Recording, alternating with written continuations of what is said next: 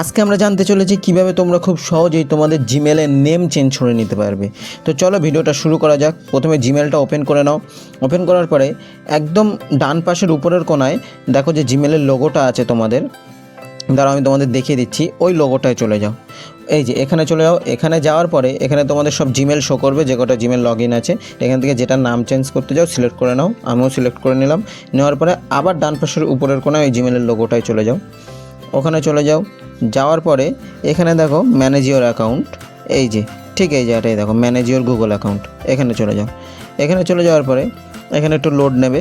Load নেওয়ার পর এই পেজটা ওপেন হয়ে যাবে। এই পেজটা ওপেন হওয়ার পরে এখানে দেখো পার্সোনাল ইনফো, এই পার্সোনাল ইনফোতে চলে যাও। এখানে যাওয়ার পরে একদম উপরে দেখো নেম বলে লেখা আছে, ঠিক আছে? এই দেখো দেখাচ্ছি, এই যে এখানে চলে যাও। এখানে যাও।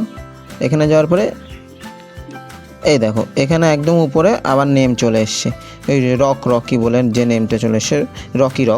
ওখানে চলে যাও। ওখানে যাওয়ার পরে আরেকটা পেজ ওপেন হবে, একটু লোড নেওয়ার পর আরেকটা পেজ ওপেন হবে।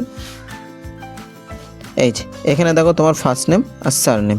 তো এখান থেকে তুমি যেটা চেঞ্জ করতে চাও, দুটোই চেঞ্জ করতে চলে দুটোই চেঞ্জ করতে পারো। তো আমি সার নেমটা চেঞ্জ করে দিচ্ছি, এখানে রকির জায়গায় রয় করে দিচ্ছি, ঠিক আছে? করার পরে নিচে সেভ, এই দেখো একদম নিচে সেভ অপশানটা আছে।